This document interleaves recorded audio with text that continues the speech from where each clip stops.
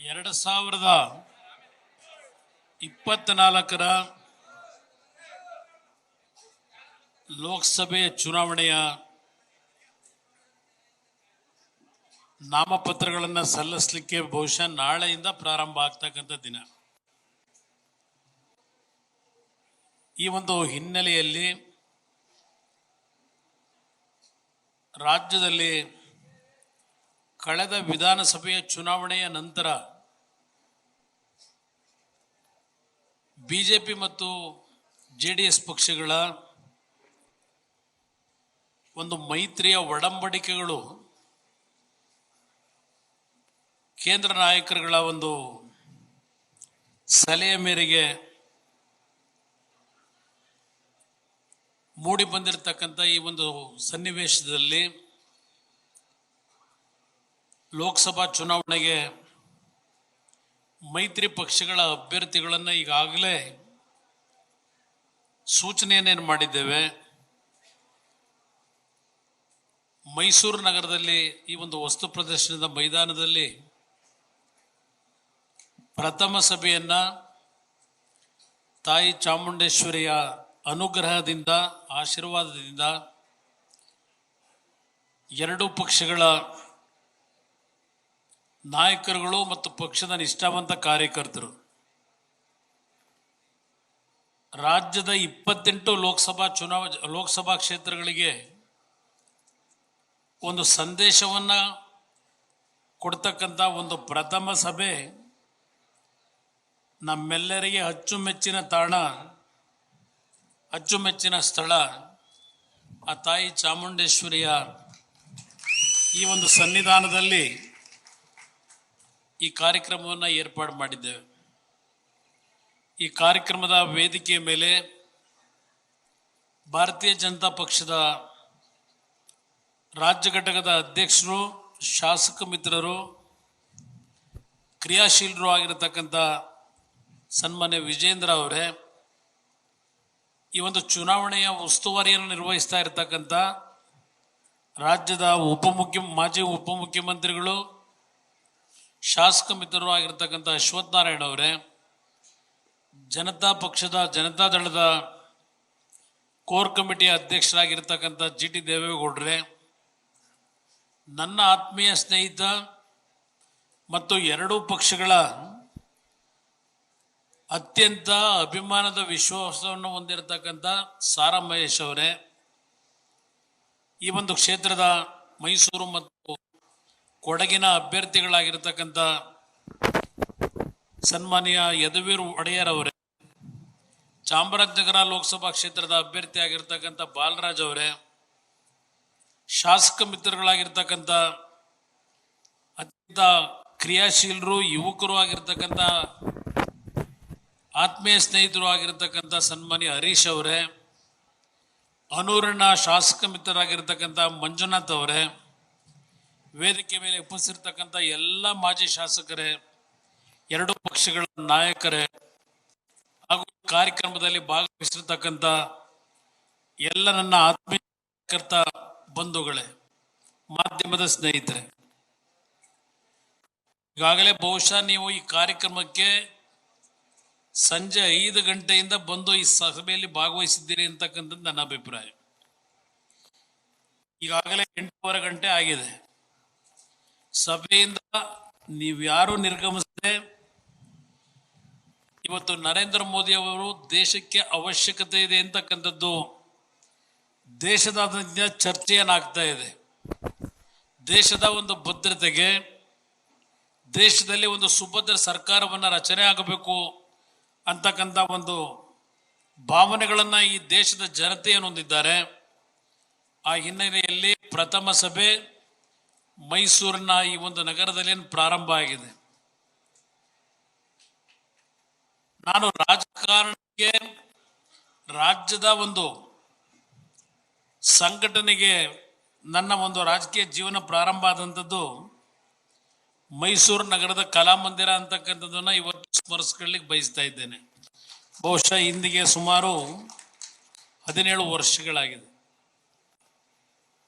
ನಾನು ಹೆಚ್ಚಿನ ಸಮಯವನ್ನು ತೆಗೆದುಕೊಳ್ಳಕ್ಕೆ ಹೋಗೋದಿಲ್ಲ. ಆದರೆ ಒಂದು ಮಾತನ್ನ ನನ್ನನ್ನು ಅತ್ಯಂತ ಪ್ರೀತಿಯಿಂದ ಮೈಸೂರಿನ ಜನತೆ ಅಣ್ಣನೋ ತಮ್ಮನೋ ಮಗನೋ ಅಂತಕ್ಕಂಥ ಭಾವನೆಯಿಂದ ನನ್ನನ್ನು ಬೆಳೆಸ್ಕೊಂಡಿದ್ದೀರಿ. ನಾನು ಬಂದಂಥ ಸಂದರ್ಭದಲ್ಲಿ ನಿಮ್ಮ ಪ್ರೀತಿ ಕೊಟ್ಟಿದ್ದೀರಿ. ನನಗೆ ನನ್ನ ಒಂದು ಆಯಸ್ಸಿಗೆ ದೇವರಿಗೆ ಪ್ರಾರ್ಥನೆಯನ್ನು ಸಲ್ಲಿಸಿದ್ದೀರಿ.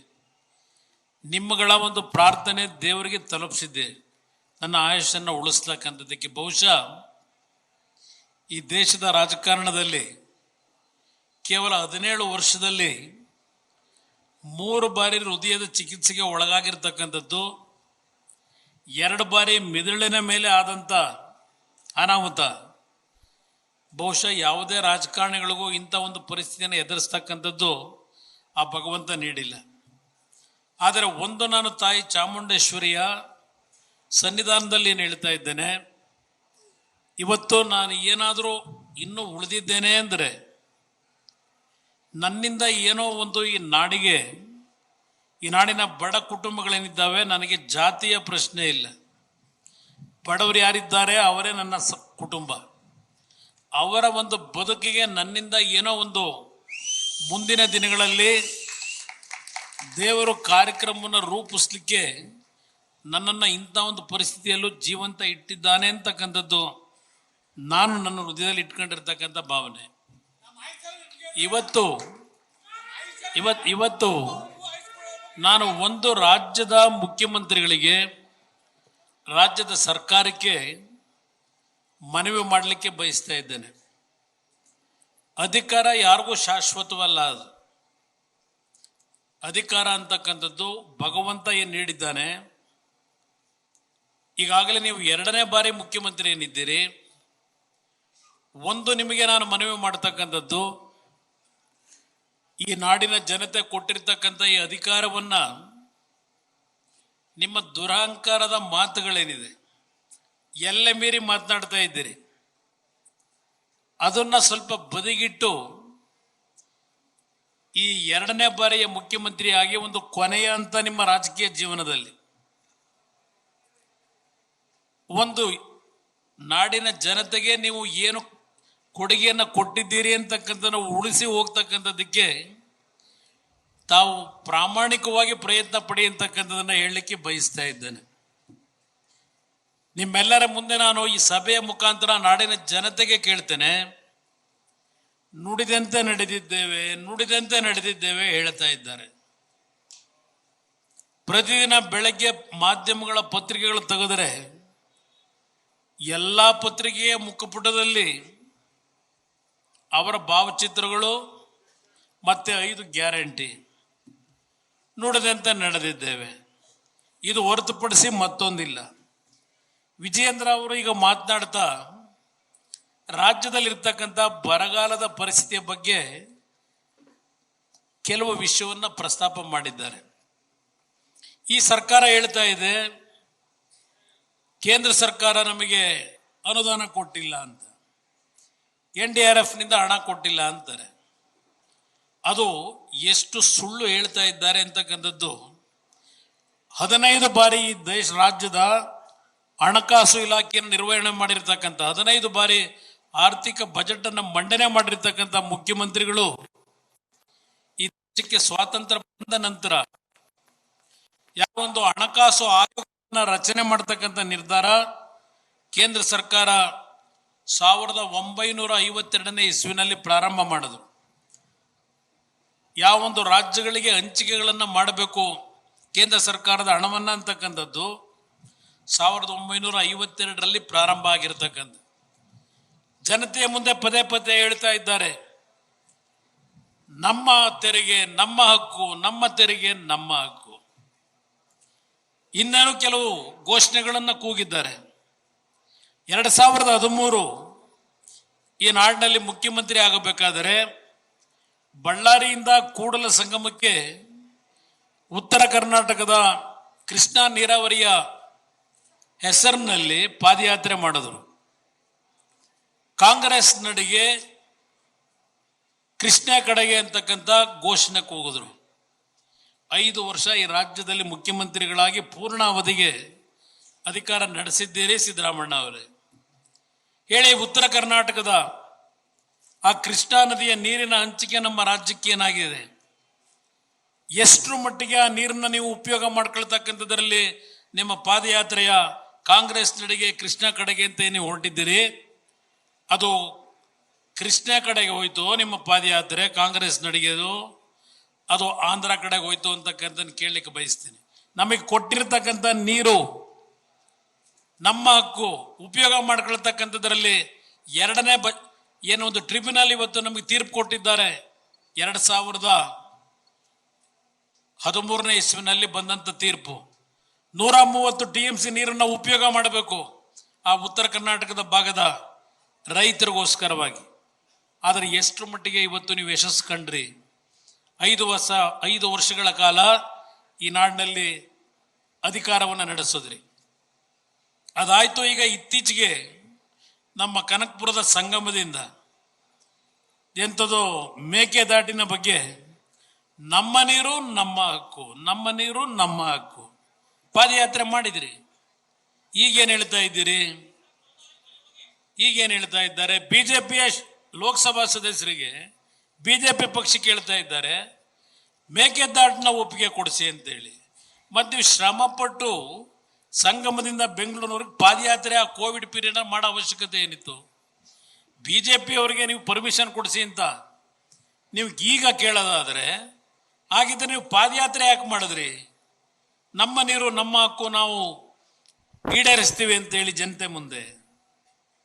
ಇದು ನಾನು ಯಾತಕ್ಕೆ ಹೇಳ್ತಾ ಇದ್ದೇನೆ, ಮೊನ್ನೆ ದಿನ ತಮಿಳುನಾಡಿನಲ್ಲಿ ಯಾವ ಕಾಂಗ್ರೆಸ್ ಮತ್ತು DMK ಪಕ್ಷದ ಅಲ್ಲಿ DMK ಸರ್ಕಾರ ಆ ಪಕ್ಷ ಒಂದು ಮ್ಯಾನಿಫೆಸ್ಟೋನ ರಿಲೀಸ್ ಮಾಡಿದ್ದಾರೆ. ಯಾವುದೇ ಕಾರಣಕ್ಕೂ ಮೇಕೆದಾಟನ್ನ ಕಟ್ಟಲಿಕ್ಕೆ ನಾವು ಅವಕಾಶ ಕೊಡಲ್ಲ. ನಾನು ಇಲ್ಲಿ ವೈಯಕ್ತಿಕವಾಗಿ ಟೀಕೆ ಮಾಡಲಿಕ್ಕೆ ಹೋಗೋದಿಲ್ಲ. ಇಲ್ಲಿ ಈ ರಾಜ್ಯದ ಮುಖ್ಯಮಂತ್ರಿಗಳಾಗಿ ಒಂದು ಪದ ಬಳಸಿದ್ರು, ಅದೆಂಥದೋ ಮೊನ್ನೆ ಬಿಜೆಪಿಯ ನಾಯಕರುಗಳ ಮೇಲೆ, ಬಿಜೆಪಿ ಪಕ್ಷದ ಮೇಲೆ ಅದೇಂತೋ ಇವರು ಮನೆ ಹಾಳಾಗ ಅಂತಲೋ ಅದೇನೋ ಒಂದು ಪದ ಬಳಸಿದ್ರು, ನಮ್ಮ ಹಳ್ಳಿ ಭಾಷೆಯ ಪದವನ್ನು. ಈ ರಾಜ್ಯದ ಮುಖ್ಯಮಂತ್ರಿಗಳು ಮಾತನಾಡ್ತಕ್ಕಂಥ ಪದ ಬಳಕೆನ ಅದು.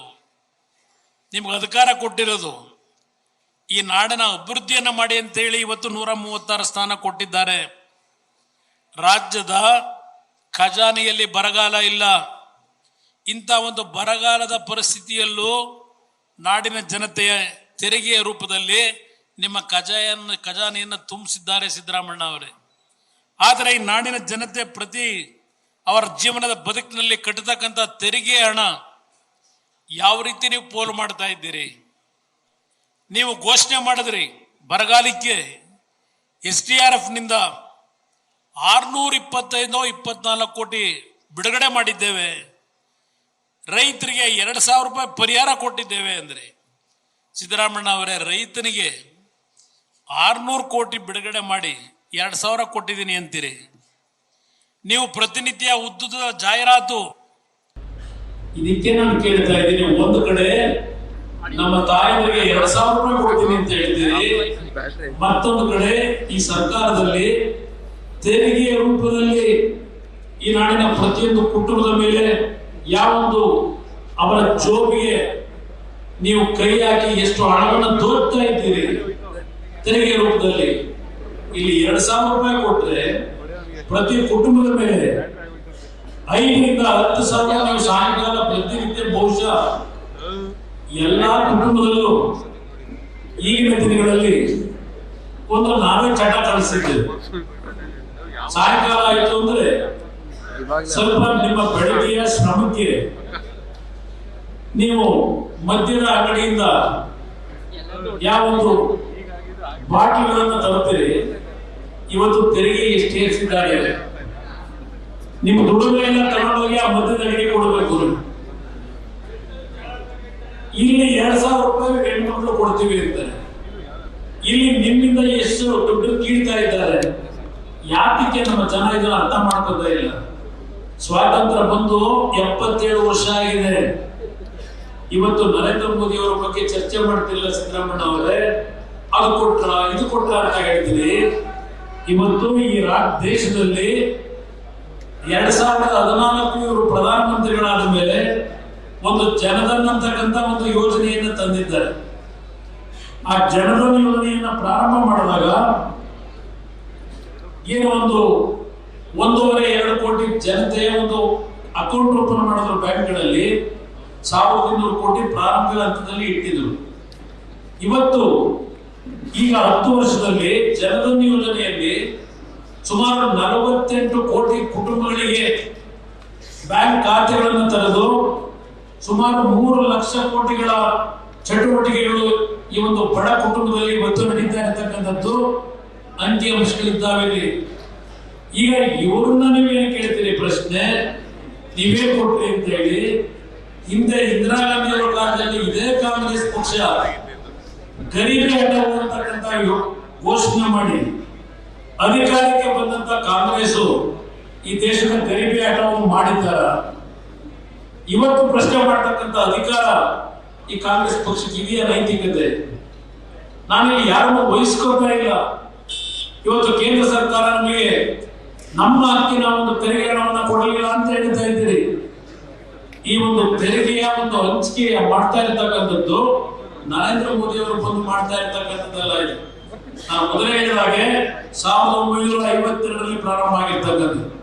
ಪ್ರತಿ 5 ವರ್ಷಕ್ಕೆ ಒಂದು ಬಾರಿ ಈ ಒಂದು ಹಣಕಾಸು ಆಯೋಗವನ್ನು ರಚನೆ ಮಾಡಿ ಅವರು ರೆಕಮೆಂಡ್ ಮಾಡತಕ್ಕಂಥ ನಿಟ್ಟಿನಲ್ಲಿ ಕೇಂದ್ರ ಸರ್ಕಾರದ ಹಣ ಏನಿದೆ, ಇವತ್ತು ಈ ದೇಶದಲ್ಲಿ ಇದ್ದಂತ ರಸ್ತೆಗಳು ಎಷ್ಟು, ಇವತ್ತು ಇಡೀ ದೇಶದ ಉದ್ದಗಲಿಕ್ಕೆ ಯಾವ ರೀತಿಯ ಒಂದು ಮೂಲಭೂತ ಸೌಕರ್ಯಗಳ ರಸ್ತೆಗಳಾಗಿದೆ, ರೈಲ್ವೆಯ ಒಂದು ನಿಲ್ದಾಣಗಳನ್ನ ಯಾವ ರೀತಿ ಮಾಡಿದ್ದಾರೆ, ಯಾವ ರೀತಿಯಲ್ಲಿ ಇವತ್ತು ಹೊಸ ರೈಲ್ವೆ ಮಾರ್ಗಗಳಾಗಿದೆ, ಜಲ ಮಿಷನ್ ಯೋಜನೆಯಲ್ಲಿ ಇವತ್ತು ಕೋಟ್ಯಾಂತರ ರೂಪಾಯಿ, 1000 ಕೋಟಿ ಹಣವನ್ನ ಕೇಂದ್ರ ಸರ್ಕಾರ ಕೊಟ್ಟಿರ್ತಕ್ಕಂಥದ್ದನ್ನ ಹಲವಾರು ರಾಜ್ಯದಲ್ಲಿ ಸರಿಯಾದ ರೀತಿ ಉಪಯೋಗವನ್ನು ಮಾಡಿಲ್ಲ. ಹಣವನ್ನ ಇವತ್ತು ದುರ್ಬಳಕೆ ಮಾಡಿಕೊಂಡಿದ್ದಾರೆ. ಇವತ್ತು ಎಲ್ಲಾ ರೀತಿಯ ಆರ್ಥಿಕ ಶಕ್ತಿ ದೇಶಕ್ಕೆ ಸದೃಢವಾಗಿ ಬರ್ತಾ ಇದೆ. ಆದ್ರೆ ಅದನ್ನು ಉಪಯೋಗ ಮಾಡತಕ್ಕಂಥದ್ರಲ್ಲಿ ಹಲವಾರು ರೀತಿಯ ದುರ್ಬಳಕೆ ಏನಿದೆ ಅದನ್ನ ಸರಿಪಡಿಸ್ತಕ್ಕಂಥ ಕೆಲಸವನ್ನ ರಾಜ್ಯ ಸರ್ಕಾರಗಳು ಮಾಡಬೇಕಿಲ್ಲ. ಅದರಲ್ಲಿ ಎಷ್ಟರ ಮಟ್ಟಿಗೆ ನೀವು ಪ್ರಾಮಾಣಿಕವಾಗಿ ನಡೆದಿದ್ದೀರಿ? ಇವತ್ತು ನೀವೇ ಭಾಷಣ ಮಾಡಿದ್ರಿ, ಹಿಂದೆ ಇದ್ದಂತ ಸರ್ಕಾರದಲ್ಲಿ ಏನೋ ಪರ್ಸೆಂಟೇಜ್ ಹೇಳಿದ್ರಿ. ನಿಮ್ಮ ಕಾಲದಲ್ಲಿ ಏನಾಗಿದೆ, ನೀವೇನ್ ಮಾಡಿದ್ದೀರಿ? ಯಾವ ಮಟ್ಟಕ್ಕಿದೆ? ಗುತ್ತಿಗೆದಾರರು ಎಷ್ಟು ಬಾರಿ ನಿಮ್ ಮುಂದೆ ಬಂದು ಮನವಿ ಕೊಟ್ಟರು. ಇವತ್ತು ನಿಮ್ ಕಾಲದಲ್ಲಿ ಪರ್ಸೆಂಟೇಜ್ ನಿಲ್ಲಿಸ್ಕೊಂಡಿದ್ದೀರ. ಇವತ್ತು ಇದೆಲ್ಲ ಒಂದು ಭಾಗ.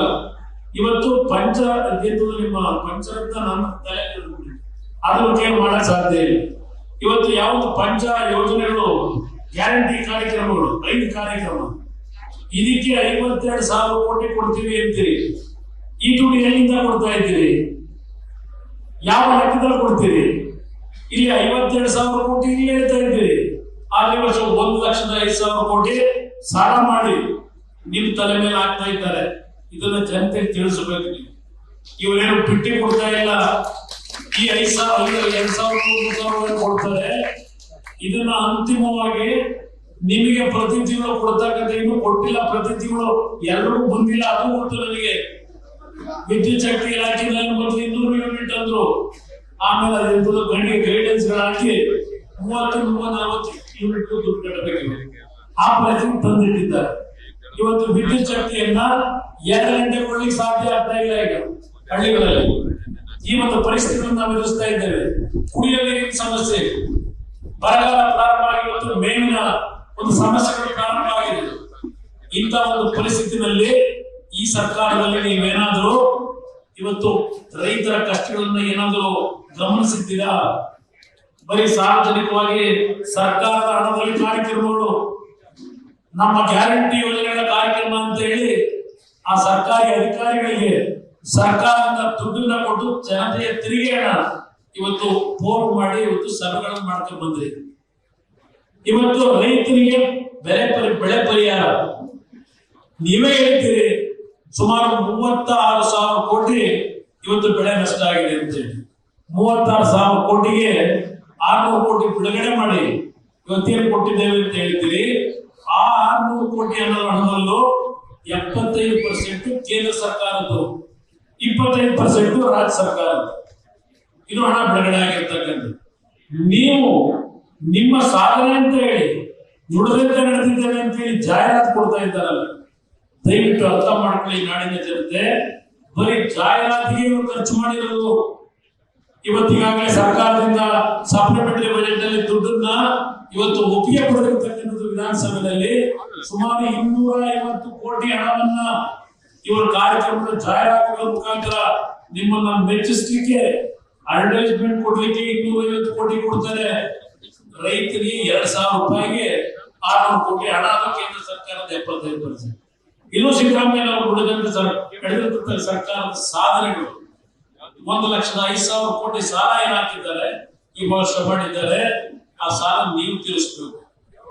ಇವತ್ತು ಈ ನಾಡಿನಲ್ಲಿ 6,65,000 ಕೋಟಿ ಸಾಲ ಇವತ್ತು ಹೋಗಿದ್ದೇವೆ ನಾವು. ಈ ಸಾಲವನ್ನ ಇವತ್ತು ನಾಡಿನ ಜನತೆ ನೀವು ತೀರಿಸಬೇಕು. ಇಂಥ ಪರಿಸ್ಥಿತಿನ ಇದ್ದೇವೆ. ಆಗ ನಾನು ಈ ಸಂದರ್ಭದಲ್ಲಿ ಒಂದು ಮಾತನ್ನ ನಿಮ್ಮ ಗಮನಕ್ಕೆ ತರ್ತೀನಿ. ಈ ನಾಡಿನ ಜನತೆಯ ಒಂದು ಮನಸ್ಸಿಗೆ ನಾನು ತರ್ತಕ್ಕಂಥದ್ದು ನನ್ನ ಮಾಧ್ಯಮದ ಸ್ನೇಹಿತರ ಮುಖಾಂತರ. ಇವತ್ತು ಹೇಳಿದ್ದಾರೆ ಜೆಡಿಎಸ್ ಪಕ್ಷ ಎಸ್ ಯಾಕೆ ಇಟ್ಕೊಂಡಿದ್ದಾರೆ, ಆ ಸೆಕ್ಯುಲರ್ ಅಂತಕ್ಕಂಥ ಪದಕ್ಕೆ ದ್ರೋಹ ಮಾಡಿದ್ದಾರೆ, ಅನ್ಯಾಯ ಮಾಡಿದ್ದಾರೆ. ಜೆಡಿಎಸ್ ಜಾತ್ಯತೀತ ಅಂತ ಹೇಳಿದ್ದಾರೆ. ಮೊನ್ನೆಯಲ್ಲೆಲ್ಲ ಭಾಷಣ ಮಾಡಿದ್ರು ಚಿತ್ರದುರ್ಗದಲ್ಲಿ ಒಂದು ಜಾತಿ ಸಮಾವೇಶದಲ್ಲಿ. ಅಲ್ಲಿ ಹೇಳ್ತಾರೆ ಎಲ್ಲಿಯವರೆಗೆ ಈ ಜಾತಿ ವ್ಯವಸ್ಥೆ ಇರ್ತದೆ ಅಲ್ಲಿಯವರೆಗೆ ಪ್ರತಿ ಸಮಾಜಗಳು ಸಭೆಗಳನ್ನ ಮಾಡಿ ಇವತ್ತು ದೊಡ್ಡ ದೊಡ್ಡ ಮೇಲ್ವರ್ಗದ ಜಾತಿ ವಿರುದ್ಧ ನೀವು ತಂಗಿ ಹೇಳಬೇಕು ಅಂತ ಭಾಷಣ ಮಾಡ್ತಾರೆ.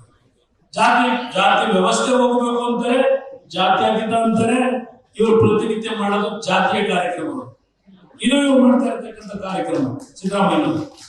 ಇದು ನಾನು ಹೇಳಿಕೆ ಬಯಸ್ತಾ ಇದ್ದೇನೆ, ನೊಂದು ಹೇಳ್ತಾ ಇದ್ದೀನಿ. ಇವತ್ತು ಜಾತ್ಯತೀತ ಜನತಾದಳ ಇವತ್ತು ಯಾವುದೇ ಜಾತಿಗೆ ಸೀಮಿತವಾಗಿಲ್ಲ. ಈ ಪಕ್ಷ ಯಾವ ರೀತಿ ನಡ್ಕೊಂಡಿದ್ದೇವೆ ಇತಿಹಾಸ ಇದೆ. ಇವತ್ತು ನಿಮ್ಮಂತವ್ರು ಒಬ್ಬರು ರಾಜ್ಯದ ಮುಖ್ಯಮಂತ್ರಿ ಆಗಬೇಕಾದ್ರೆ ಇದೇ ಜಾತ್ಯತೀತ ಜನತಾದಳದ ಕಾರ್ಯಕರ್ತರ ದುಡಿಮೆ ನಿಮ್ಮನ್ನ ಈ ಕಾಂಗ್ರೆಸ್ ಗುರುತಿಸಲಿಕ್ಕೆ ಸಾಧ್ಯ ಆಗಿತ್ತು. ಜಾತ್ಯತೀತ ಜನತಾದಳ ಹಿಂದೆ ಹೋಗಿದ್ರೆ ನಿಮ್ಮ ಕಾಂಗ್ರೆಸ್ ಗುರುತಿಸ್ತಾ ಇದ್ರು. ಇದನ್ನ ದಯವಿಟ್ಟು ಅರ್ಥ ಮಾಡ್ಕೊಳ್ಳಿ. ಪಕ್ಷವನ್ನ ನೀವು ಸರ್ವನಾಶ ಮಾಡ್ಲಿಕ್ಕೆ ಸಾಧ್ಯ ಇಲ್ಲ. ದೇವೇಗೌಡರ ಬಗ್ಗೆ ಚರ್ಚೆ ಮಾಡ್ತೇವೆ, ಆದರೆ ಇವತ್ತು ದೇವೇಗೌಡರು 91 ವರ್ಷದಲ್ಲಿ ಯಾವ ಮೇಕೆದಾಟಿನ ಪಾದಯಾತ್ರೆ ಮಾಡಿದ್ರಿ, ನಮ್ಮ ನೀರು ನಮ್ಮ ಹಕ್ಕು ಅಂತ ಹೇಳಿ. ಮೊನ್ನೆ ದೇವೇಗೌಡರು ದೆಹಲಿಗೆ ಹೋಗ್ಲಿಕ್ಕೆ ಕಾರಣ ಈ ಒಂದು ವಯಸ್ಸಿನಲ್ಲಿ ಯಾವ ಒಂದು ಒಡಂಬಡಿಕೆ ಮಾಡ್ಕೊಂಡಿದ್ರಿ ಮೈತ್ರಿ ತಮಿಳುನಾಡಿನಲ್ಲಿ, ಅವರಿಗೆ ಮೇಕೆದಾಟನ್ನ ಮಾಡ್ಲಿಕ್ಕೆ ಬಿಡಲ್ಲ ಅಂತ ಹೇಳಿ ಅವರ ಮ್ಯಾನಿಫೆಸ್ಟೋದಲ್ಲಿ ಹಾಕಿದ್ದಾರೆ. ಇದರ ವಿರುದ್ಧವಾಗಿ ಏನೋ ಒಂದು ದೆಹಲಿಯಲ್ಲಿ ಇರ್ತಕ್ಕಂಥ ನಮ್ಮ ರಾಜ್ಯವನ್ನು ಪ್ರತಿನಿಧಿಸತಕ್ಕಂಥ ಹಿರಿಯ ವಕೀಲರು ಇವತ್ತು ತೀರ್ಕೊಂಡು ಹೋಗಿದ್ದಾರೆ. ನಾರಿಮನ್ನವರು ಅವರ ಒಂದು ಕಚೇರಿಯಲ್ಲಿ ಸುಮಾರು 30 ವರ್ಷಗಳಿಂದ ಕೆಲಸ ಮಾಡಿರ್ತಕ್ಕಂಥ ಅವರ ಜೂನಿಯರ್ ಯಾರಿದ್ದಾರೆ ಅವರ ಹತ್ರ ಎಲ್ಲ ಮಾಹಿತಿಗಳನ್ನು ಇಟ್ಕೊಂಡಿದ್ದಾರೆ. ಅವರ ಜೊತೆಯಲ್ಲಿ ಚರ್ಚೆ ಮಾಡಿ ಯಾವ ಸುಪ್ರೀಂ ಕೋರ್ಟ್ ನ ಮುಂದೆ, ಟ್ರಿಬ್ಯುನಲ್ ನ ಮುಂದೆ ಇದೇ ತಮಿಳುನಾಡಿನ ವಕೀಲರುಗಳು ಇವತ್ತು ಆ ಇದರಲ್ಲಿ ನಮ್ಮ ಮೇಕೆದಾಟಿನ ಯೋಜನೆಯನ್ನ ಮಾಡತಕ್ಕಂಥದ್ದಕ್ಕೆ ನಮ್ಮ ಅನುಮತಿಯನ್ನ ಇವತ್ತು ನಾವು ಕೊಡ್ಲಿಕ್ಕೆ ತಯಾರಾಗಿದ್ದೇವೆ ಅಂತ ಹೇಳಿ ಟ್ರಿಬ್ಯುನಲ್ ಮುಂದೆ ಹೇಳಿಕೆ ಕೊಟ್ಟಿದ್ದಾರೆ ತಮಿಳುನಾಡಿನ ವಕೀಲರು. ಅದೆಲ್ಲವನ್ನ ಸಂಗ್ರಹ ಮಾಡಿ ಮುಂದಿನ ದಿನಗಳಲ್ಲಿ ಈ ಮೇಕೆದಾಟಿನ ಕಾರ್ಯಕ್ರಮವನ್ನು ತರುವ ಮುಖಾಂತರ ಬೆಂಗಳೂರು ನಗರದಲ್ಲಿ ಇವತ್ತು ನೀರಿನ ಹಾಹಾಕಾರ ಹಲವಾರು ಪ್ರದೇಶ ಇವತ್ತು ನಮ್ಮ ಕಂದಾಯ ಸಚಿವರು ಹೇಳ್ತಾ ಇದ್ದಾರೆ 7,600 ಗ್ರಾಮಗಳಿಗೆ ಕುಡಿಯುವ ನೀರನ್ನು ಕೊಡಲಿಕ್ಕೆ ಬೋರ್ವೆಲ್ಗಳು ಬತ್ತೋಗಿದ್ದಾರೆ. ಇದು ಹೇಳ್ತಾ ಇದ್ದೀರಿ. ಯಾವೊಂದು ನೀರಿನ ವಿಷಯದಲ್ಲಿ ಇವತ್ತು ಏನು ನಾವು ವಿಶ್ವನಾಥ ಒಡೆಯರವರನ್ನ ಈ ವೇದಿಕೆಯಲ್ಲಿ ನೆನೆಸ್ಕೊತಾ ಇದ್ದೇವೆ, ಮೈಸೂರಿನ ರಾಜಭವನವನ್ನು ನಾವು ನೆನೆಸ್ಕೊತಾ ಇದ್ದೇವೆ. 1924 ಯಾವ KRS ನ ಅಣೆಕಟ್ಟನ್ನ ಕಟ್ಟಬೇಕು ಅಂತ ಹೇಳಿ ಅವ ಕೃಷ್ಣರಾಜ ಒಡೆಯರ್ ಅವರು ತೀರ್ಮಾನ ಮಾಡ್ತಾರೆ. ಹಲವಾರು ರೀತಿಯ ತಮಿಳುನಾಡಿನ ತಕರಾರುಗಳು ಮಾತಾಡ್ತಾ ಹೋದ್ರೆ ಹಲವಾರು ವಿಷಯಗಳನ್ನ ಚರ್ಚೆ ಮಾಡುವ ಏನೇನಾಗಿದೆ ಆ ಸಂದರ್ಭದಲ್ಲಿ ಇರ್ತೇವೆ. ಇವತ್ತು 10-20 ನಾವು ನಮ್ಮ ನೀರನ್ನು ಪಡೆಯಲಿಕ್ಕೆ ಏನು ಅನ್ಯಾಯಗಳಾಗಿದೆ ಇದೆಲ್ಲವನ್ನ ಇವತ್ತು ನಾವು ಕ್ರೋಢೀಕರಿಸಿ ಯಾತಕ್ಕೋಸ್ಕರವಾಗಿ ನಾನಿವತ್ತು ಬಿಜೆಪಿಯ ಮೈತ್ರಿಯನ್ನು ಇವತ್ತು ಮಾಡಲಿಕ್ಕೆ ತೀರ್ಮಾನ ಮಾಡಿತ್ತು ಅಂತಕ್ಕಂಥದ್ದನ್ನ ಈ ವೇದಿಕೆ ಮುಖಾಂತರ ನಾಡಿನ ಜನತೆಯ ಮುಂದೆ ಹೇಳಿಕೆ ಬಯಸ್ತಾ ಇದ್ದೇನೆ. ಇವತ್ತು ಈ ನಾಡಿನ ಜನತೆ ಜೆಡಿಎಸ್ ಮತ್ತು ಬಿಜೆಪಿಯ 28 ಲೋಕಸಭಾ ಕ್ಷೇತ್ರಗಳಲ್ಲಿ ನಮ್ಮ ಅಭ್ಯರ್ಥಿಗಳನ್ನು ತಾವು ಆಯ್ಕೆ ಮಾಡಿ ಒಂದು ಬಾರಿ ನಮ್ಮ ಜೊತೆಯಲ್ಲಿ ಕಳಿಸಿ. ಯಾಕೆ ನಮ್ಮದು ಪ್ರಾದೇಶಿಕ ಪಕ್ಷ, ಸಣ್ಣ ಪಕ್ಷ ನಮ್ಮದು. ಆರ್ಥಿಕವಾಗಿ ನಾವು 28 ಕ್ಷೇತ್ರದಲ್ಲಿ ಹೋರಾಟ ಮಾಡತಕ್ಕಂಥ ಶಕ್ತಿ ನಮಗಿಲ್ಲ. ಇವತ್ತು ಕೇಂದ್ರದಲ್ಲಿ ನರೇಂದ್ರ ಮೋದಿ ಅವರು ಪ್ರಧಾನಮಂತ್ರಿ ಆಗತಕ್ಕಂಥದ್ದು ತಪ್ಪಿಸ್ಲಿಕ್ಕೆ ಯಾರಿಗೂ ಸಾಧ್ಯ ಇಲ್ಲ ಅನ್ನೋದು ಎಲ್ಲರೂ ಮಾತನಾಡತಕ್ಕಂಥದ್ದು. ಇಂಥ ಒಂದು ಪರಿಸ್ಥಿತಿಯಲ್ಲಿ ಬಿಜೆಪಿಯ ಜೊತೆ ನಮ್ಮ ಮೈತ್ರಿ ಕೇವಲ ಅಧಿಕಾರ ಪಡೆಯಲಿಕ್ಕಲ್ಲ, ನೂರಾರು ವರ್ಷಗಳಿಂದ ಯಾವ ಕಾವೇರಿಯ ನೀರಿನ ವಿಷಯ ಇರಲಿ, ಉತ್ತರ ಕರ್ನಾಟಕ ಭಾಗದ ಕೃಷ್ಣಾ ನೀರಿನ ವಿಷಯ ಇರಲಿ, ಇದೆಲ್ಲದಕ್ಕೂ ಒಂದು ಅಂತಿಮವಾದಂತಹ ನಿರ್ಣಯಗಳು ಮುಂದಿನ 5 ವರ್ಷದಲ್ಲಿ ಈ ರಾಜ್ಯದಲ್ಲಿ ತರಬೇಕು. ಆ ನಿಟ್ಟಿನಲ್ಲಿ 28 ಲೋಕಸಭಾ ಸದಸ್ಯರನ್ನ ಬಿಜೆಪಿ ಮತ್ತು ಜೆಡಿಎಸ್ ನಿಂದ ನೀವು ಆಯ್ಕೆ ಮಾಡಿ ಕಳಿಸ್ಕೊಟ್ರೆ ಯಾವ ಕರ್ನಾಟಕದ ಲೋಕಸಭಾ ಸದಸ್ಯರಿಗೆ ಧ್ವನಿ ಇಲ್ಲ, ಯಾರು ಮಾತನಾಡಲ್ಲ ಅಂತಕ್ಕಂಥ ಕೋಪದ ಮಾತನ್ನ ಈ ಕಾಂಗ್ರೆಸ್ನ ನಾಯಕರು ಹೇಳ್ತಾರೆ. ನಾನು ಕಾಂಗ್ರೆಸ್ ನಾಯಕರು ಕೇಳ್ತೀನಿ, ಸಿದ್ದರಾಮಯ್ಯ ಅವರಿಗೆ ಸ್ವಾತಂತ್ರ್ಯ ಬಂದ ನಂತರ ಈ ದೇಶದಲ್ಲಿ ಸರ್ಕಾರಗಳು ಪ್ರಾರಂಭ ಆಗಿದ್ದು ಕಾಂಗ್ರೆಸ್ ಸರ್ಕಾರದ ವತಿಯಿಂದ. ಕೇಂದ್ರದಲ್ಲೂ ಕಾಂಗ್ರೆಸ್ ಸರ್ಕಾರ, ರಾಜ್ಯದಲ್ಲೂ ಕಾಂಗ್ರೆಸ್ ಸರ್ಕಾರ. 28ಕ್ಕೆ 28 ಲೋಕಸಭಾ ಸದಸ್ಯರನ್ನ 1977ನೇ ಇಸ್ವಿಯವರೆಗೆ ಈ ರಾಜ್ಯದಲ್ಲಿ ಕನ್ನಡ ನಾಡಿನ ಜನತೆ ಕಾಂಗ್ರೆಸ್ ಪಕ್ಷವನ್ನು ಆಯ್ಕೆ ಮಾಡಿ ಕಳಿಸಿದ್ರು. ನೀವು ಮಾಡಿದ್ದೇನಾಗಿದ್ರೆ 28ಕ್ಕೆ 28 ಶಾಸಕರನ್ನ 1952ರಿಂದ ಕಳಿಸಿದ್ರಲ್ಲ ಲೋಕಸಭಾ ಸದಸ್ಯರನ್ನ, ಕರ್ನಾಟಕಕ್ಕೆ ನೀವು ಕೊಟ್ಟಂತ ಧ್ವನಿ ಏನು? ಲಾಲ್ ಬಹದ್ದೂರ್ ಶಾಸ್ತ್ರಿ ಅವರು ಬಂದು ಉತ್ತರ ಕರ್ನಾಟಕದ ಆಲಮಟ್ಟಿ ಜಲಾಶಯಕ್ಕೆ ಫೌಂಡೇಶನ್ ಆಗಿ ಹೋಗಿದ್ದು ಬಿಟ್ರೆ ಎಷ್ಟು ದುಡ್ಡು ಕೊಟ್ರಪ್ಪ ನೀವು ಕಾಂಗ್ರೆಸ್ ನಾಯಕರು 40 ವರ್ಷದಲ್ಲಿ ನಮ್ಮ ರಾಜ್ಯದ ನೀರಾವರಿ ಯೋಜನೆಗಳಿಗೆ? ಇವತ್ತು ಯಾವ ಹೇಮಾವತಿ, ಯಾವ ಆನಂದಿ ಜಲಾಶಯ ನೀವು ಕಟ್ಟಿದ್ರ? ದೇವೇಗೌಡರು 62 ವರ್ಷದಲ್ಲಿ ಪ್ರಥಮ ಬಾರಿಗೆ ವಿಧಾನಸಭೆಗೆ ಪ್ರವೇಶ ಮಾಡಿ ಒಂದು ಖಾಸಗಿ ನಿರ್ಣಯವನ್ನು ಮಂಡನೆ ಮಾಡಿ ಈ ಒಂದು ಭಾಗದ ನೀರಾವರಿ ಯೋಜನೆಗಳಿಗೆ ಚಾಲನೆ ಕೊಡ್ತಕ್ಕಂಥ ಕೆಲಸ 62ರಲ್ಲಿ ಪ್ರಾರಂಭ ಮಾಡಿದ್ದಾರೆ. ಇವತ್ತು ಹೇಮಾವತಿ ಜಲಾಶಯ, ಆರಂಗಿ ಜಲಾಶಯ, ಯಗಜಿ ಜಲಾಶಯ, ವಾಟರವಳಿ ಜಲಾಶಯ ಇದೆಲ್ಲ ನಿರ್ಮಾಣ ಆಗಿದ್ರೆ ಅದು ರೈತರ ಮಗ ದೇವೇಗೌಡರು ಕೊಟ್ಟಂತ ಕಾರ್ಯಕ್ರಮಗಳು, ಅದಕ್ಕೆ ಹೋರಾಟ ಮಾಡಿರ್ತಕ್ಕಂಥದ್ದು. ಇವತ್ತು ಮುಂದಿನ 5 ವರ್ಷದಲ್ಲಿ ಈ ವೇದಿಕೆ ಮುಖಾಂತರ ನಾನು ಮನವಿ ಮಾಡ್ತಾ ಇದ್ದೇನೆ. ನಾನು ಪಾರ್ಲಿಮೆಂಟ್ಗೆ ನಿಲ್ಲಬೇಕಾದ ಅವಶ್ಯಕತೆ ಇರಲಿಲ್ಲ ನನಗೆ, ಆದ್ರೆ ಅಂತಿಮವಾಗಿ ನಾವು ನಿರ್ಣಯ ಮಾಡಿರ್ತಕ್ಕಂಥದ್ದು. ನಮ್ಮ ಬಿಜೆಪಿಯ ನನ್ನ ಸ್ನೇಹಿತರೇನಿದ್ದಾರೆ, ನನಗೆ ಏನು ಹೊಸ ಒಂದು ನಮ್ಮ ಬಾಂಧವ್ಯ ಅಲ್ಲ ಇದು. 2004 ಯಾವ ಕಾಂಗ್ರೆಸ್ ಜನತೆಯಿಂದ ತಿರಸ್ಕಾರ ಮಾಡಿದ್ರು, ಆಗಲೂ ಸಹ ಜೆಡಿಎಸ್ ನ ಕಾಂಗ್ರೆಸ್ ನ ಒಂದು ಸರ್ಕಾರ ಮಾಡಲಿಕ್ಕೆ ತೀರ್ಮಾನ ಮಾಡಿ ಅವತ್ತೇ ನಮ್ಮ ಕುತ್ತಿಗೆ ಕೊಯ್ಲಿಕ್ಕೆ ಪ್ರಾರಂಭ ಮಾಡಿದ್ರು ಕಾಂಗ್ರೆಸ್ ನಾಯಕರು. ಇವತ್ತು ಪಾಪ ಹೇಳ್ತಾರೆ, ಅಯ್ಯೋ ನೋಡಿದ್ರೆ ಜೆಡಿಎಸ್ ನೋಡಿದ್ರೆ ಅನುಕಂಪ ಇವತ್ತು ನಮ್ಮ ಸ್ನೇಹಿತ ಕನಕಪುರ ಸ್ನೇಹಿತರಿಗೆ ಅಯ್ಯೋ ಅಯ್ಯೋ ಅಂತಾರೆ. ಅಪ್ಪ ನಾವು ಅಯ್ಯೋ ಅಯ್ಯೋ ಅಂತ ನಾವೇ ಅನ್ಕೋಬೇಕಾಗಿ ನಿಮ್ ಸವಾಸ ಮಾಡಿ ಇವತ್ತು ಈ ಪರಿಸ್ಥಿತಿ ಬಂದು ನಿಂತಿದ್ದೇವೆ. ನಿಮ್ ಸವಾಸ ಮಾಡಿ ಅವತ್ತು ಮೈತ್ರಿ ಸರ್ಕಾರವನ್ನ ಯಡಿಯೂರಪ್ಪನವರು ನಮ್ಮ ಜೊತೆಗೂಡಿ ಏನು ಮಾಡಿದ್ದೇವೆ, ಹಲವಾರು ಕಾರ್ಯಕ್ರಮಗಳನ್ನು ಕೊಟ್ಟಿದ್ದೇವೆ.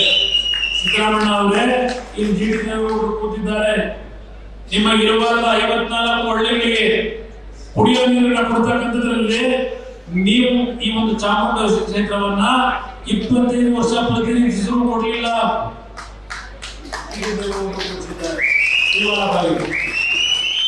ಮೊನ್ನೆ ಮತ್ತೆ ಮುಖ್ಯಮಂತ್ರಿ ಆದಾಗ ನಾನು ಯಾಕೆ ಹೇಳ್ತೀನಿ ಅಂದ್ರೆ 15 ಅವಧಿಗೆ ಇವರು ಬಜೆಟ್ ಮಂಡನೆ ಮಾಡ್ತಾರೆ. 15 ಅವಧಿಗೆ ಡೆಪ್ಟಿ ಸಿಎಂ 7 ವರ್ಷ, 5 ವರ್ಷ ಮುಖ್ಯಮಂತ್ರಿ. ನಿಮ್ಮನ್ನು ಬಡಸ್ತಂತ ಚಾಮುಂಡೇಶ್ವರಿ ಕ್ಷೇತ್ರಕ್ಕೆ, ಕೊರೋನಾ ಕ್ಷೇತ್ರಕ್ಕೆ ಏನ್ ಕಾರ್ಯಕ್ರಮ ಕೊಟ್ಟಿದ್ದೀರಿ ಹೇಳಿ ಅಭಿವೃದ್ಧಿ? ನಮ್ಮನ್ನು ಕೇಳ್ತಿರಲ್ಲ. ಮೊನ್ನೆ ಎಲ್ಲ ಅವರು ಮುಖ್ಯಮಂತ್ರಿಗಳ ಮಗ ಯಾವ್ದೋ ಹಳ್ಳಿಗೆ ಭೇಟಿ ಕೊಟ್ಟಾಗ ನಮ್ಮ ಊರಿಗೆ ಇನ್ನೂ ಅಭಿವೃದ್ಧಿನೇ ಮಾಡಲಿಲ್ಲ, ನಮ್ಮೂರಿಗೆ ಬರಬೇಡಿ ನಡೆಯಿರಿ ಅಂತ ಪತ್ರಿಕೆ ಬರೆದಿದ್ದಾರೆ. ಇದು ನೀವು ಕೊಟ್ಟಿರ್ತಕ್ಕಂಥ ಕೊಡುಗೆ ಈ ಜಿಲ್ಲೆಯಲ್ಲಿ, ಇದು ನೀವು ಕೊಟ್ಟಂಥದ್ದು. ಇವತ್ತು ಯಾವೊಂದು ಜೆಡಿಎಸ್ ಪಕ್ಷ ಮುಗಿಸ್ಲಿಕ್ಕೆ ಹೊರಟ್ರಿ, ಇವತ್ತು ಅದೆಲ್ಲವನ್ನ ಗಮನಿಸಿ 2018 ಜನ ತಿರಸ್ಕಾರ ಮಾಡೋದು. ನನಗೆ ನರೇಂದ್ರ ಮೋದಿ ಅವರು ನಿಮ್ಮ ಜೊತೆ ಸರ್ಕಾರ ನಾನು ಮಾಡೋದ್ನಲ್ಲ, ಯಾವ ರೀತಿ ನಡೆಸ್ಕೊಂಡಿದ್ದೀರಿ ಹೇಳಿ. ಮಾತಾಡಿದ್ರೆ ನನಗೆ ತಾಜ್ ವೆಸ್ಟ್ ಸ್ಟ್ಯಾಂಡ್ ಅಲ್ಲಿ ಸಮಯ ಅಂತೀರಿ. ಈಗ 3 ದಿವಸ ಹೋಗಿದ್ರಲ್ಲ, ಯಾವುದು ಅಲ್ಲೇ ಮಾಡಕ್ ಹೋಗಿದ್ದೀರಿ? ಏನ್ ಸ್ಟ್ರಾಟಜಿ ಮಾಡಕ್ ಹೋಗಿದ್ರ? ಏನು ವಾಯುವ್ಯ ಜನ ಬರಗಾಲದಲ್ಲಿ ಸಾಯ್ತಾ ಇದ್ದಾರೆ, ಕುಡಿಯೋದಿಲ್ಲ. ಈಗ ವಾಯುವ್ಯಾನ ಅಂತೆ ವಾಯುವ್ಯಾನ ಮಾಡಕ್ ಇದು ನಿಮ್ ಕಾರ್ಯಕ್ರಮ. ನಮ್ಮದು ಮಾತಾಡ್ತಾರೆ ಪದೇ ಪದೇ. ನಾನು ರಾಜ್ಯದಲ್ಲಿ 2ನೇ ಬಾರಿ ಮುಖ್ಯಮಂತ್ರಿಯಾಗಿ ಈ ನಾಡಿನ ಬಡವರು ಆರೋಗ್ಯದ ಸಮಸ್ಯೆಗಳು ಒಳಗಾಗಿ ಬಂದಂತವರಿಗೆ 109 ಕೋಟಿ ಹಣವನ್ನ ಆರೋಗ್ಯದ ನಿಧಿಯಿಂದ ಪರಿಹಾರ ನಿಧಿ ಕೊಟ್ಟಂತದ್ದು ನಾನು ಬಡವರು ನೋಡಿದ್ರೆ ವೆಸ್ಟ್ ಸ್ಟ್ಯಾಂಡ್ ಹೋಟೆಲ್ ಕೂತಿದ್ರೆ ಕೊಡ್ಲಿಕ್ಕೆ ಸಾಧ್ಯ ಆಯ್ತಾ ಸಿದ್ದರಾಮಯ್ಯ ಅವರೇ? ಒಂದು ದಿನ ನೆಮ್ಮದಿಯಿಂದ ಅಧಿಕಾರ ಮಾಡಲಿಕ್ಕೆ ಬಿಟ್ರ ನನಗೆ? ನರೇಂದ್ರ ಮೋದಿ ಅವರು, ಈ ದೇಶದ ಪ್ರಧಾನಮಂತ್ರಿಗಳು ನನಗೆ ಕರೆದು ಕೂರಿಸಿ 1.5 ಗಂಟೆ ಅಡ್ವೈಸ್ ಮಾಡೋದು. ನೀನ್ ಏನ್ ಕಷ್ಟ ಪಡ್ತಾ ಇದೀಯ, ನೀನ್ ಮಾಡುವಂತ ಒಳ್ಳೆ ಕೆಲಸಕ್ಕೆ ಬೆಲೆ ಇಲ್ಲ, ತೀರ್ಮಾನ ಮಾಡು, ಇವತ್ತು ರಿಸೈನ್ ಮಾಡು, ನಾಳೆ ಹೊಸದಾಗಿ ನನ್ನ ಬೆಂಬಲದೊಂದಿಗೆ ಮುಖ್ಯಮಂತ್ರಿಯಾಗಿ ಮುಂದುವರಿಯುವುದು. ಇದು ಅವರು ನನಗೆ ಕೊಟ್ಟಂತ ಏನೋ ಒಂದು ಸಲಹೆ. ನೀವೇನು ಕೊಟ್ರಿ ನನಗೆ? ನೀವು ಕೊಟ್ಟಿದ್ದೇನೆ. ಒಂದು ದಿನ ನೆಮ್ಮದಿಯಿಂದ ಸರ್ಕಾರ ಮಾಡ್ಲಿಕ್ಕೆ ಬಿಡ್ಲಿಲ್ಲ. ಆದರೂ ನಾನು ಏನು ಚುನಾವಣೆಯಲ್ಲಿ ಮಾತು ಕೊಟ್ಟಿದ್ದೆ, ಈ ನಾಡಿನ ರೈತರು ಆತ್ಮಹತ್ಯೆಗೆ ಶರಣಾಗ್ತಾ ಇದ್ದೇನೆ. ಒಂದು ಬಾರಿ ರೈತರ ಸಾಲವನ್ನು ಮನ್ನಾ ಮಾಡ್ಕೊಡ್ತೀನಿ, ರೈತರು ಆತ್ಮಹತ್ಯೆ ಮಾಡ್ಕೋಬೇಡಿ, ಕುಟುಂಬ ಉಳಿಸ್ಕೊಡ್ತೀನಿ ಅಂತ ಹೇಳಿದ್ದೆ. ಸ್ವತಂತ್ರವಾಗಿ ನಾನು 120% ಬರಲಿಲ್ಲ.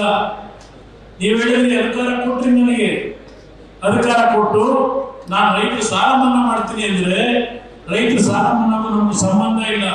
ನಮ್ಮ ಯಾವ ಕಾರ್ಯಕ್ರಮಗಳು ಬಾಹ್ಯ ಕಾರ್ಯಕ್ರಮ ಇರಬಾರದು. ನಾವು ಹಂಚಿಕೆ ಮಾಡಿರ್ತಕ್ಕಂಥ 1 ನಯಾ ಪೈಸಾ ಕಡಿಮೆ ಆಗ್ಬೋದು ಅಂತಲ್ಲ ಸಿದ್ದರಾಮಯ್ಯ ಅವರೇ.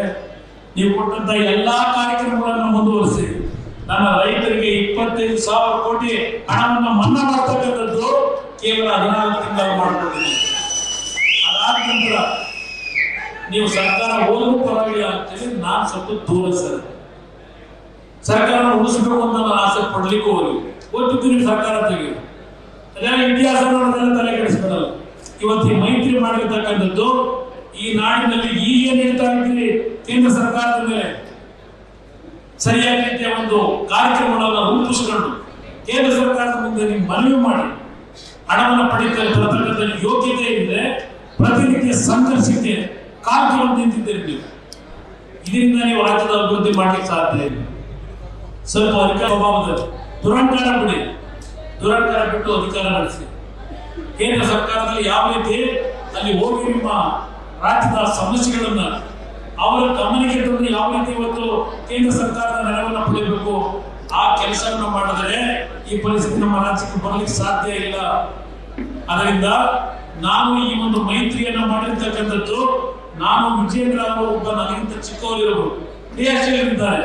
ಇವತ್ತು ನಾವೆಲ್ಲರೂ ಒಟ್ಟಾಗಿ 2006ರಲ್ಲಿ ತಂದಂತ ಜನಪರವಾದಂತ ಸರ್ಕಾರ, ಜಾತಿವಾದಂತ ಒಂದು ಸರ್ಕಾರ, ಎಲ್ಲ ಸಮಾಜಗಳಿಗೆ ಗೌರವ ಕೊಡ್ತಕ್ಕಂಥ ಆಡಳಿತವನ್ನು ಒತ್ತಿಗೆ ಕೊಟ್ಟಿದ್ದೇವೆ.